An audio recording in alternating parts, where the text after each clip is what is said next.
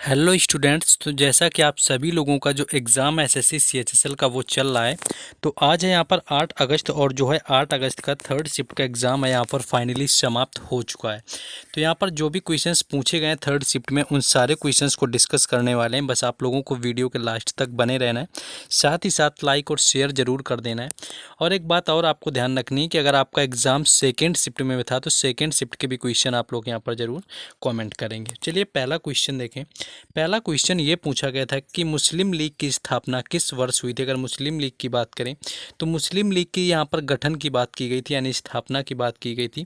तो 1906 यानी कि 1906 इसका राइट आंसर था। 1906 में मुस्लिम लीग की जो स्थापना है वो आगा खान और ढाका के नवाब सलीमुल्लाह के द्वारा की गई थी। तो कई बार ये पूछा जाता है कि जो मुस्लिम लीग की स्थापना थी वो किसके द्वारा की गई थी, तो वो आगा खान और सलीमुल्लाह के द्वारा की जाती है, 1906 में की जाती है। और इसके साथ साथ मोहसिन उल हक भी शामिल रहे हुए थे।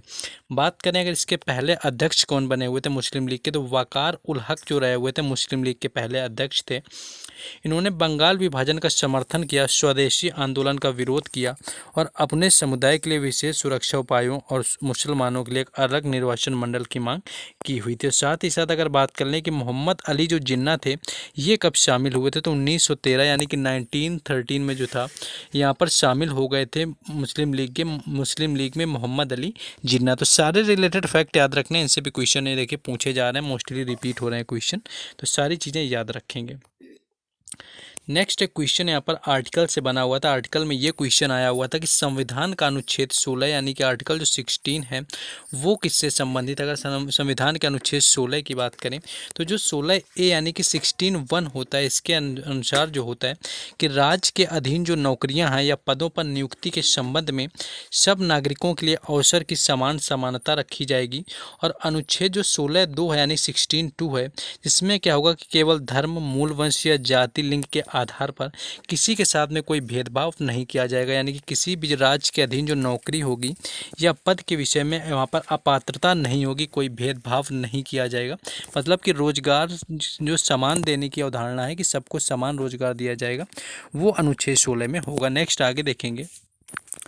जैसा कि आप सभी को पता है कि एसएससी एग्ज़ाम के अंदर क्या होता है कि प्रीवियस ईयर क्वेश्चंस मोस्टली पूछे जाते हैं। तो यहाँ पर देखिए आपका जो 2023 में जो भी एग्ज़ाम हुए हैं एसएससी के, जिसमें कि एसएससी एमटीएस 2022 आता है, एसएससी सीएचएसएल 2022 है, एसएससी सीजीएल 2023 है, इन सभी जो पेपर हुए हैं 2023 वाले, इनके जीके जीएस के जो भी प्रश्न पूछे गए एग्ज़ाम के अंदर, उन सभी को एक्स्ट्रा फैक्ट लगा करके पूरी ई बुक तैयार कर दी गई है हर एग्ज़ाम की, जिसमें अगर आप तीनों एग्ज़ाम के एक साथ लेते हैं तो आपको कॉम्बो जो है वो 49 रुपीज़ में मिल जाएगा। बाकी सिंगल एग्ज़ाम की अगर आप परचेज़ करना चाहते हैं तो आपको 25 रुपीज़ में अवेलेबल होगा। व्हाट्सएप नंबर आपको यहाँ पर दिया हुआ है जो कि गिवन है यहाँ पर। तो यहाँ पर बात करें व्हाट्सएप नंबर जो है गिवन है, तो इस पर आप कॉन्टैक्ट करके परचेज़ कर सकते हैं। बेहद ही इंपॉर्टेंट है आपके सभी एग्ज़ाम के लिए, चाहे वो एमटीएस का हो या फिर दिल्ली पुलिस का। नेक्स्ट क्वेश्चन आगे देखेंगे।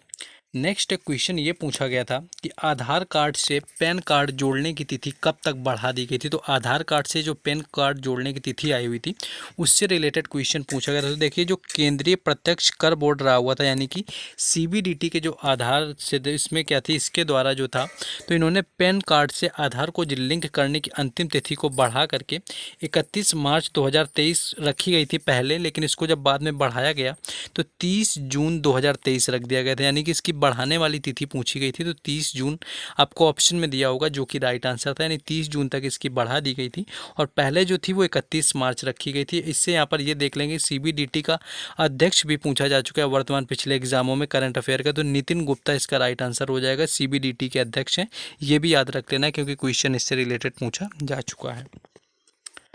नेक्स्ट क्वेश्चन यहाँ पर देखिए सेंसस से आ गया था, देखने को मिला था जनगणना से कि किस राज्य का लिंगानुपात सबसे अधिक है। तो यहाँ पर अगर लिंगानुपात की बात करें कि किस राज्य का सबसे अधिक है, तो यहाँ पर अगर लिंगानुपात की बात की जाएगी तो यहाँ पर केरल आपका राइट आंसर हो जाएगा। यानी कि सभी भारतीय राज्यों में केरल का लिंगानुपात सबसे अधिक होता है जो कि लगभग 1084 होता है।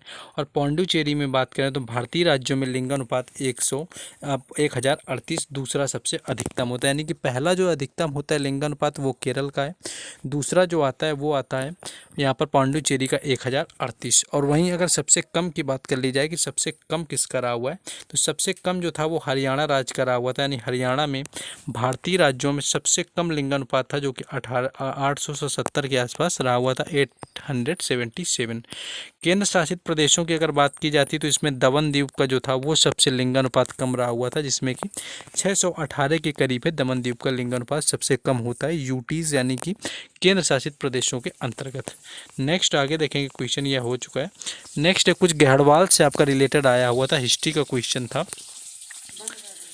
हिस्ट्री का जो क्वेश्चन था कि जो गढ़वाल हैं वो वंश किस क्षेत्र में शासन करता था। अगर गढ़वाल की यहाँ पर बात कर लें, देखिए तो यहाँ पर जैसे गढ़वाल पूछा गया था, तो गढ़वाल वंश की बात करें तो गढ़वाल जो वंश है किस क्षेत्र में शासन करता था इसकी बात करें तो जो गढ़वाल राजवंश था वो भारतीय उपमहाद्वीप की एक राजपूती शक्ति थी, जिसने कि 11वीं और 12वीं जो शताब्दी थी इसके दौरान उत्तर प्रदेश और बिहार के वर्तमान भारतीय राज्यों के कुछ हिस्सों पर शासन किया हुआ था। यानी कि उत्तर प्रदेश और बिहार के कुछ राज्य क्षेत्र थे जो पहले किसी दूसरे नाम से थे, यहाँ पर शासन किया गया था गढ़वाल के द्वारा। और जो उनकी राजधानी थी वो वाराणसी में स्थित थी, यानी जिसको बनारस के नाम से आज जानते हैं वो वाराणसी थी आपकी। और एक आपकी संक्षिप्त अवधि के लिए उन्होंने कान्याकुब्ज यानी कि जो वर्तमान में कन्नौज कहा जाता है वहाँ पर भी शासन किया हुआ था। तो कान्याकुब्ज में भी शासन किया जो कि वर्तमान में कन्नौज कहलाता है, उत्तर प्रदेश के अंदर आता है। नेक्स्ट क्वेश्चन देखेंगे। नेक्स्ट क्वेश्चन और आर्टिकल्स यहाँ पर पूछा गया था कि जो संविधान का अनुच्छेद 39A है यानी आर्टिकल 39 उसका संबंध किससे। तो यहाँ पर अगर आर्टिकल 39 यानी कि अनुच्छेद अगर 39A की बात करें तो यहाँ पर आपका किससे संबंधित अगर इसकी बात करेंगे।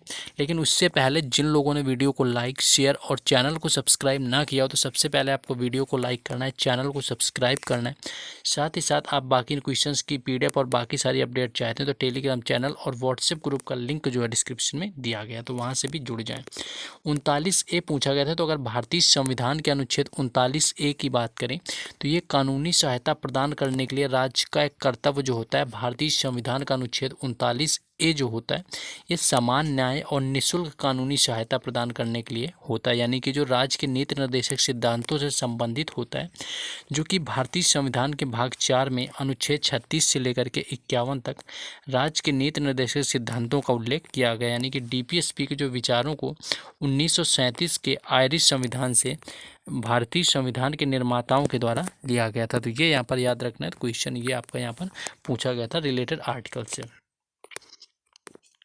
नेक्स्ट एक फिजिक्स से रिलेटेड कुछ आया हुआ था कि कैपलर का जो थर्ड लॉ होता है यानी कैपलर का तृतीय नियम होता है वो क्या होता है। तो अगर कैपलर के तृतीय नियम की बात करें तो जो कैपलर के तृतीय नियम के अनुसार क्या होता है कि सूर्य की परिक्रमा जब करता है तो किसी भी जो कर रहा होता है उस समय जो किसी भी ग्रह का जो परिक्रमण काल होता है यानी कि जो घूमने का काल होता है पूरा टाइम पीरियड तथा सूर्य तथा उस ग्रह की जो बीच की दूरी होती है उसके तृतीय घात के अनुक्रमानुपाती होता है। यानी कि इसका फॉर्मूला होता है T² = KR³ यानी कि जो परिभ्रमण काल होता है चक्कर लगाने वाला ग्रह का वह सूर्य और उस ग्रह के बीच की जितनी दूरी होती है उसका तृतीय घात के अनुक्रमानुपाती होता है, यानी कि क्यूब के बराबर होता है। तो ये क्वेश्चन जो है यहाँ पर पूछा गया था कैपलर के थर्ड नियम से रिलेटेड।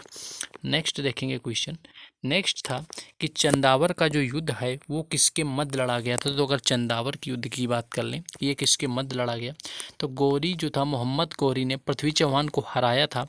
हराने के पश्चात उसने क्या किया कि 1192 में हराया हुआ था, लेकिन उसके बाद जब हराने के बाद पृथ्वीराज चौहान को 1194 में भारत पर पुनः आक्रमण किया गया था चंदावर यहाँ पर मोहम्मद गौरी के द्वारा। और उस आक्रमण में जो है गौरी ने क्या किया हुआ था कि पृथ्वीराज के जो प्रबल प्रतिद्वंदी जयचंद राठौर को चंदावर में पराजित किया हुआ था। यानी कि पहले जयचंद ने साथ दिया था मोहम्मद गौरी को पृथ्वीराज चौहान को हराने में, उसी के बाद में 2 साल बाद में फिर क्या करता है कि मोहम्मद गौरी ने चंदावर का युद्ध किया हुआ था जो कि जयचंद और यहाँ पर मोहम्मद गौरी के बीच में लड़ा गया था और यहाँ पर जयचंद को पराजित किया गया था। और जयचंद की बात करें तो यह कन्नौज का राजा था और चंदावर के युद्ध में जयचंद यहाँ पर मारा भी गया था मोहम्मद गौरी के साथ में। तो ये क्या हुआ था मोहम्मद गौरी ने। नेक्स्ट एक क्वेश्चन यहाँ पर फसलों से रिलेटेड था कि कौन सी जो फसल है कौन से राज्य में होती है, ऐसे कुछ मैच करने के लिए आया हुआ था। तो देखिए यहाँ पर जो गेहूँ होता है वो मुख्य रूप से बात करें तो उत्तर प्रदेश, पंजाब, हरियाणा, बिहार, मध्य प्रदेश, राजस्थान, ये कुछ राज्य हैं जहाँ पर उत्तर प्रदेश, बिहार, मध्य प्रदेश वगैरह, राजस्थान, जहाँ पर आपकी गेहूँ की खेती पूर्णतया की जाती है। ज्वार की अगर खेती की बात कर ली जाए तो महाराष्ट्र, कर्नाटक, मध्य प्रदेश और राजस्थान होता है जहाँ पर ज्वार वगैरह की खेती की जाती है। जौ की बात करी जाए तो ये भी उत्तर प्रदेश, राजस्थान, बिहार वगैरह होता है जहाँ पर जौ की खेती की जाती है, तो ये पूछा गया था। बाकी अगर बाजरे की बात करें तो गुजरात, राजस्थान और उत्तर प्रदेश इसका राइट आंसर हो जाता है जहाँ पर बाजरे की खेती की जाती है। तो इस तरह से जो है मोस्टली आपका क्वेश्चन इस तरह से पूछे गए थे थर्ड शिफ्ट में आज 8 अगस्त को। तो जिन लोगों ने अभी तक वीडियो को लाइक और चैनल को सब्सक्राइब ना किया हो तो वो कर लें, क्योंकि कोशिश की जाती है कि आपको हर शिफ्ट का यहाँ पर एनालिसिस करवाया जाए। बाकी सेकंड शिफ्ट में जिनका एग्ज़ाम था वो लोग और भी क्वेश्चन बताएंगे, और क्वेश्चन बता के यहाँ पर क्या होगा कि वो लोग आप यहाँ पर कॉमेंट कर देंगे, जिससे कि उनको आगे आने वाली वीडियोज़ भी मिलती रहें। बाकी PDF में और क्वेश्चन को ऐड कर दिया जाएगा।